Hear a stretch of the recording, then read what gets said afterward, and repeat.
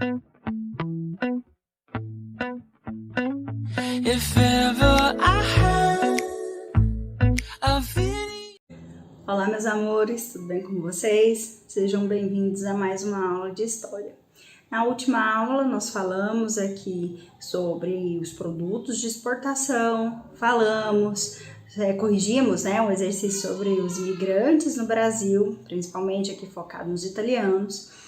Deixei uma pesquisa lá, para vocês fazerem, registrarem no caderno de vocês, e começamos a falar sobre os movimentos sociais nesse período da Primeira República, da República Oligárquica.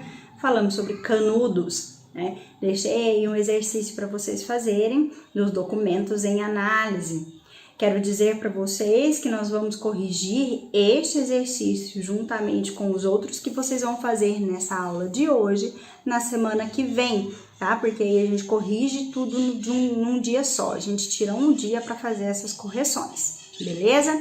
Hoje nós vamos ver mais dois movimentos importantes desse período. A revolta da vacina, que é um assunto que inclusive está bem em voga ultimamente por conta da questão da pandemia, da insegurança que muitas pessoas têm ainda em tomar essa vacina que está sendo desenvolvida, que foi desenvolvida para combater o coronavírus. Então muitas pessoas têm medo e propagam aí nas mídias sociais para as pessoas, incentivando as pessoas a não tomarem a vacina.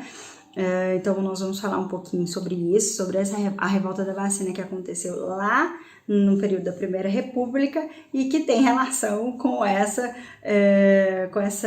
dúvida, com esse medo do desconhecido que existe até hoje. Tá? E aqui já deixo registrado que quando sair a vacina pra gente, tome, tá? Confie e tome. Os cientistas desenvolveram essas vacinas justamente para tentar combater esse vírus, tá bom? Enfim, mas isso aí também vai de cada um, né? Vamos falar então sobre a revolta da vacina e a revolta da chibata, tá? São os dois conflitos, como eu disse, que aconteceram aqui nesse período da Primeira República, dentro desse período da República Oligárquica. Ao final, vou deixar material para vocês, material para vocês lerem e as atividades que tiverem nessas páginas é para vocês registrarem no caderno de vocês somente as respostas, que na semana que vem, na primeira aula da semana que vem, nós vamos corrigir, ok? Vem para cá então para nossa apresentação. Eu tenho aqui a revolta da vacina, Aconteceu ali no Rio de Janeiro, no ano de 1904. Essa revolta da vacina está ligado a um projeto de um presidente chamado Rodrigues Alves, um projeto de modernização do Rio de Janeiro. Seria aí um projeto de destruir os cortiços e as favelas, ampliar as avenidas, construir novos prédios, inspirado principalmente ali no modelo parisiense, no modelo em Paris. Esse projeto do Rio de Janeiro tinha muito a ver com toda essa questão ali de desestruturação, de falta de planejamento que o governo não tinha com a abolição da escravidão. Lembra que lá nas aulas sobre Segundo Reinado, nós falamos sobre isso. Não existia um programa do governo, não existia planejamento de como encaixar essas pessoas, tanto no mercado de trabalho quanto na vida social. Então, os escravos, ex-escravos, quando saem aqui da escravidão, eles vão morar aqui às margens dessa sociedade, vão dar origem a esses cortiços, ou seja, nessas casas pequenas que moravam muitas famílias, nessas favelas, Então, o objetivo aqui desse projeto de modernização do Rodrigues Alves era de modernizar, além de criar, construir prédios modernos baseados aí nessa arquitetura de Paris, nessa arquitetura francesa, era também meio que de tirar essas pessoas dali, daquelas partes do centro, terminar de tirar essas pessoas ali, deixar tudo modernizado e tirar vamos dizer assim, limpar quem eles não acreditavam que deveriam estar ali, né? Isso fazia parte desse projeto de modernização, de higienização da sociedade. Tá? Bizarro isso, né? Mas era o que acontecia ali naquele período. Esse projeto de modernização se enquadrava também numa lógica, numa tentativa que existia de modernizar o Brasil para ele deixar de ser considerado um país atrasado em relação aos países europeus, que já estavam industrializados, já tinham, né, construções muito mais modernas que as nossas, tá? Então, como eu disse, isso passava, né, a estratégia desse projeto de modernização se passava pela expulsão de comunidades pobres das regiões centrais, o aumento da inflação e a alta do custo de vida, né, ali para que aquelas pessoas, só os ricos e a elite pudessem ali estar naquela localização. Isso, dentro de todo esse contexto, a vacinação obrigatória passava a ser muito importante para combater uma doença que naquele período era muito comum, principalmente pelos cortiços, né, pela forma como essas pessoas viviam, pela falta de saneamento básico que existia também ali no Rio de Janeiro.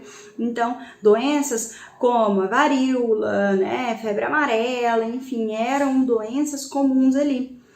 Oswaldo Cruz, que é um importante cientista, né, e que cria essa vacina, junto com o governo, vai criar a obrigatoriedade dessa vacina para a população.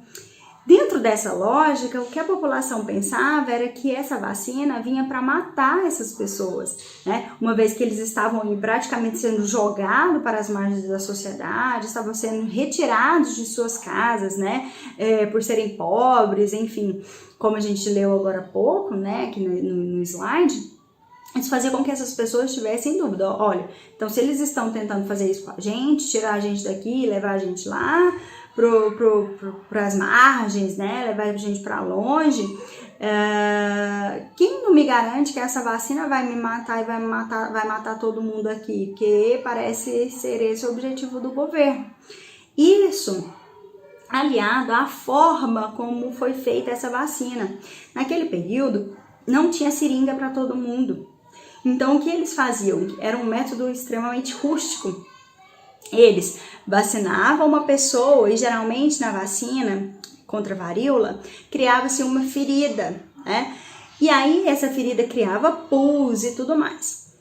Como que eles vacinavam? A estratégia deles vacinarem as pessoas sem precisar de seringa. Eles faziam um corte no braço da outra pessoa que ia tomar a vacina, faziam um corte, abria a outra pessoa, abria a ferida daquela outra pessoa que já tinha tomado a vacina e pegava aquele pus e inseria no corte, na ferida dessa pessoa. Vocês imaginam isso para aquela época? Se hoje você fala isso, com toda certeza quem está me escutando aí, quem ouviu isso, regalou o olho, falou assim, hã? Como assim? Era desse jeito que era feito muitas vezes, né? Como não tinha seringa, então eles cortavam o braço, pegavam o pus lá da outra pessoa que já tinha sido vacinada, que já tinha tido a reação àquela vacina e colocava aqui no corte da outra pessoa. Isso para aquelas pessoas daquele período, então era, tá querendo me matar mesmo, tá pegando a doença lá do outro, colocando aqui em mim, né? E isso gera muita revolta, as pessoas vão para as ruas, vão porque elas tinham ali, né, com panela, garfo, faca, e vão para as ruas mesmo e declarando que não ia tomar a vacina. E isso também junta, né, acrescente a isso, o pensamento extremamente provinciano das pessoas daquele período, né? Uma sociedade extremamente machista.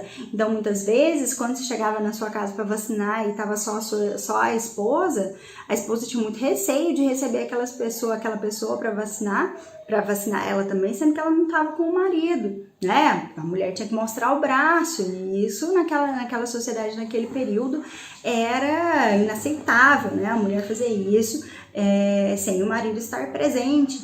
Então, várias características culturais também vão influenciar nisso daqui, tá? Então, essas pessoas vão às ruas armadas, como eu disse para vocês, com colheres, com panelas, garfos, facas, e reivindicando aí o direito de não tomar essa vacina, tá? Por que eu tô relacionando? Falei lá no começo da aula que daria pra gente relacionar com a nossa atualidade, né, por conta aí do Coronavac, né, e das vacinas que estão sendo desenvolvidas, sim, nenhuma ainda com testes, com a quantidade ideal de período, né, de testes, mas que vem se mostrando aí eficientes, né, com uma porcentagem bastante alta de eficácia. Então, ainda assim, existem vários movimentos contra a vacina, tá? E aí, enfim, basta aí ficar uma reflexão pra gente sobre a relação disso com o período atual e se cabe ainda a nós a estarmos tão em dúvida e tão com o pé atrás com essa vacina, tá bom? Enfim, seguindo aqui tem uma imagem, né? Eu coloquei aqui para vocês várias imagens retratando esse período da revolta da vacina. Aqui é o Oswaldo Cruz com uma injeção bem grande na mão, né? Aqui a tiracolo. E aqui uma imagem mostrando a reestruturação urbana no Rio de Janeiro, lá em 1904. Aqui a Rua do Sacramento, que seria alargada e prolongada até a Rua Carmenino para formar a Avenida Passos. Então, ela era desta forma e foi feito aqui, né, a destruição de várias casas para haver este alargamento desta avenida. O movimento, né, sofreu repressão do governo sem maiores consequências, porque, como eu disse para vocês, as pessoas foram às ruas com materiais, né, aqui nessa figura ainda retrata essa charge, serrote, jarra, então ela foi facilmente contida pelo exército, né, facilmente contida aqui pelo governo na época. Aqui outra imagem do Oswaldo Cruz, utilizando inclusive a bengala como a injeção como bengala, um ratinho aqui representando o ratinho para os testes, né? E aqui uma charge que satiriza, né? Critica a forma como essa vacina era dada, como eu expliquei para vocês. Muitas vezes, pela falta da seringa, era feita aquela metodologia de cortar o braço e inserir o pus da outra pessoa já infectada, tá? Então aí uma relação interessante para a gente pensar, ok? Vamos aqui. Vamos para a revolta dos marinheiros ou a revolta da chibata. Como eu disse para vocês, nós veríamos duas revoltas hoje, né? A revolta dos marinheiros, a revolta da chibata, teve como líder, e aí já não é um movimento messiânico, percebam isso, tá? É uma revolta que não está ligado, não é uma revolta rural, assim como a revolta da vacina não é uma revolta rural, é uma revolta urbana, muito diferente da revolta de Canudos, da Guerra de Canudos que nós vimos na aula anterior, tá bom? O líder desse movimento é João Cândido, conhecido, apelidado como Almirante Negro. As causas desse movimento, dessa revolta, foram os maus tratos, os baixos soldos, ou seja, baixos salários, né? Péssima alimentação e castigos corporais, como a chibata. A chibata é uma espécie de chicote, né? Muitos ex-escravos, meninos, acabaram indo trabalhar na marinha, né? Nesses trabalhos, nesses empregos, aqui nesses cargos pesados, né? Ali mesmo de execução. E isso traz também essa questão dos baixos salários, desses castigos. Então, quando se fazia alguma coisa errada, esses marinheiros eram castigados com essa chibata, então eles levavam aqui uma surra, né, para poder não fazer mais, né, como castigo, uma espécie de castigo moral. Então, as causas dessa revolta da chibata, foram justamente aqui essa situação precária que esses marinheiros viviam na marinha, tá? Os marinheiros, na época, então, tomaram 2 navios e ameaçaram, inclusive, a bombardear o rio, caso continuassem os castigos na marinha. Então, eles dominaram, né, 2 navios e viraram ali os canhões, né, em direção ao Rio de Janeiro e ameaçaram bombardear, caso continuassem os castigos corporais, enfim. O governo tenta negociar na época, promete atender todas as reivindicações, solicita que esses marinheiros se entreguem, né? O governo vai negociar com eles, dizer que, olha, não, pode se entregar, não vai acontecer nada com vocês não, né? Tipo, vocês não vão ser mortos. Então, o governo fala isso para esses marinheiros e depois de um tempo aqui de insistência, esses marinheiros abrem mão, eles acabam se rendendo, só que o governo acaba não cumprindo muito bem a sua promessa, olha só. Os envolvidos foram presos, outros foram mortos.